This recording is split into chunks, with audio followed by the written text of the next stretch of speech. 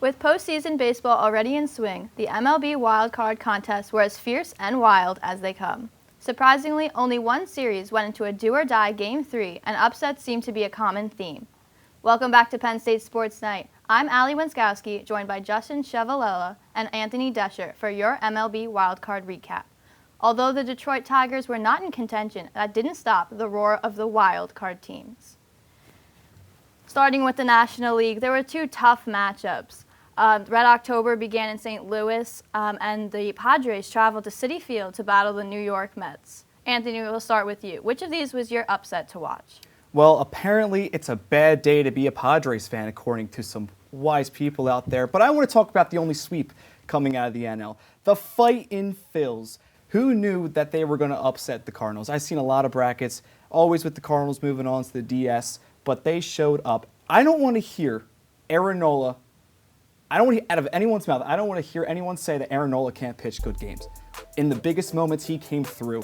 You see it here in Game 2, 6 and 2/3 innings pitched, 4 hits, 6 Ks, 0 runs. Like Zach Wheeler in Game 1.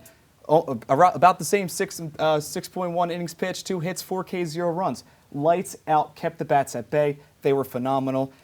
Bryce Harper had a phenomenal series. Gene Segura came up clutch. And how could I forget that the pitching, like I said, is amazing. And when you have the Braves on the slate coming up for the DS, you need everyone to start clicking. They have all the momentum.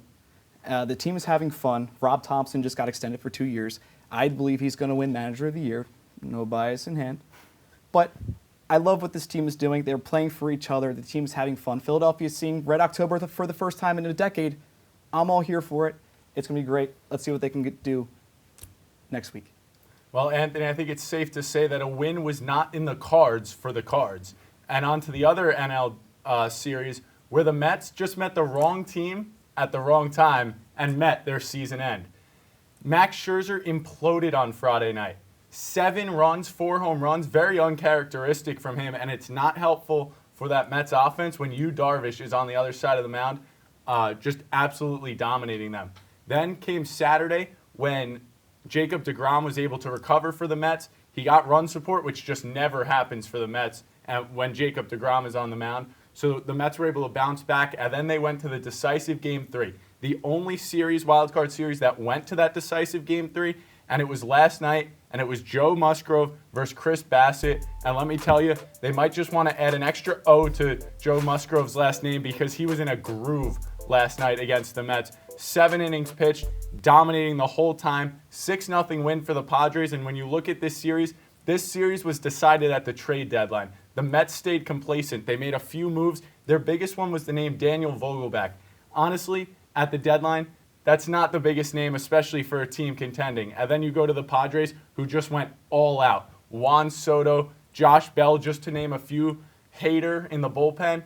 And the Padres now going on to face the Dodgers. We'll have to see if they can carry this momentum into that series. I agree with both of you. The Phillies, had that great, sweep that no one really expected, especially not me. But moving on from that, the Mets just didn't have the pitching, and they also didn't have the hitting. They only got 1 hit in the final game of the series, which was what came down to it, and Joe Musgrove's pitching. But moving to the AL side of the bracket, we have some new teams there. The Mariners are really fired up after not being in the postseason for 21 years, and they are moving on to the next round, and they're taking the Guardians with them. So, Chevy, starting with you this time, which of those is your matchup to watch? Well, I'll go to that Cleveland series where the Guardians, they guarded their home field, winning both games against the Tampa Bay Rays, and it was because of their pitching staff. I mean, both pitching staffs in this series were great, but at the end of it, less mistakes were made by Cleveland's, where they only let up 1 run compared to the Rays, who let up 3. Still not the biggest difference, but in postseason baseball, 2 runs, that can do it. And that's exactly what happened in this series. Jose Ramirez with a 2-run home run in Game 1, which was enough for Cleveland to win. And then in Game 2, it took 15 innings, but Oscar Gonzalez was able to walk it off, the rookie, in his first postseason play. And when you look at that, he's going to have to shine bright, as well as other players, when they go to New York, where the lights are the brightest, to face the New York Yankees. Toronto, what are we doing? It was 8-1. You were up by a baseball touchdown. How do you let the Mariners come back to win 10-9. What are you, the Toronto Maple Leafs, your hockey counterpart? Are you just trying to fit in with the narrative? Canada, what are we doing? I know Canada, but we have America. America's team, the Seattle Mariners, they did great. You have a good rotation with Luis Castillo. You have Robbie Ray, who won the Cy Young last year, and you have Logan Gilbert, who's a good, solid player as well. The team is having fun. The bats are electric. Julio Rodriguez is my pick for AL Rookie of the Year. But for the Blue Jays, they just fell off. There was so much expectation for them. They had a great roster coming into the season. Everyone expected them to win the AL East. And you look at what happened with the Yankees on top, and they weren't really up there with the Yankees, and they just failed to meet expectations. I know Bo Bichette and George Springer, scary collision. Hope both those guys are okay, but the Blue Jays blew it. Yes, I agree with you. The Blue Jays, that 8-1, that was really just their killer. You can't be up by 7 runs and then give up the game. I mean, that's not going to be a great postseason run for you. But we do still have some great teams in the AL and some great rotations there as well, so I'm looking forward to it. But with the end of the wild card comes the rest of the postseason baseball, and there are just 8 teams left fighting for the title. So what are your guys' postseason, what team is going to heat up in the rest of the final season? Well, I'm going to sound completely unbiased when I say the Philadelphia Phillies have a great chance to make it all the way this year. The team is having fun, like I said. If they can get past the Braves and that really good organization, Spencer Strider just got paid. They've been doing great this year. They have everything it takes to make a run. You see that the records, the season series against the Dodgers and Padres, if that's a 7-game series, that's a win for the Phillies. But you see the Braves 8-11, and that's a bad record. I know it's like you're going to have to fight some demons this round. They had your number at some times, other times not so much. It was a very close series, but the Phillies, they're having fun. I said they're playing for each other. Locker room, everyone's having champagne parties. Derek Hall's carrying Garrett Stubbs on his shoulders, dancing. Hopefully no one gets hurt. Don't need that. But the pitching is great. I told you how they played against St. Louis. They were lights out. You're going to have Ranger Suarez game 1. You're going to have Zach Wheeler game 2. You can see a 1-2 split in Atlanta, and if you're good enough, you can win it in Philly in 4. The Phillies have the talent. Now let's see if they can actually put it to the test and get it done.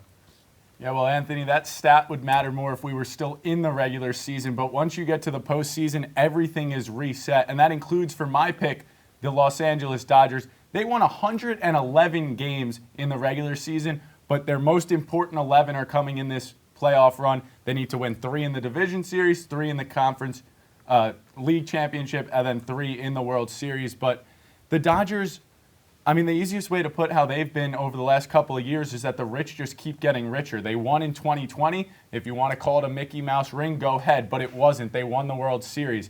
And then last year they got knocked off by the Braves, the eventual World Series champions. So what did they do? The Dodgers went and took the Braves leader, the Brave for life, Freddie Freeman, to put him onto a roster that already included Mookie Betts, Cody Bellinger, Max Muncy, to just name a few. They have a dominant pitching staff that had the best ERA in the MLB in the regular season, 2.80. Again, that doesn't matter right now because we're in the postseason, but could it end up being a huge factor? Absolutely. When you have the top scoring offense with 847 runs in the regular season with the best pitching staff in the regular season, that's a recipe for success, and we'll see if that success can carry over to the playoffs. That'll do it for our MLB Wild Card recap on Penn State Sports Night. After only one weekend in, 4 teams have already been eliminated, and that's just the beginning. For Justin Ciavolella and Anthony Desher, I'm Allie Wenskoski. Round 2 begins Tuesday. Hey everybody! Thank you for tuning into this edition of Penn State Sports Night. We hope you liked that segment. And we're sure there's other Penn State Sports Night segments that you are going to love as well.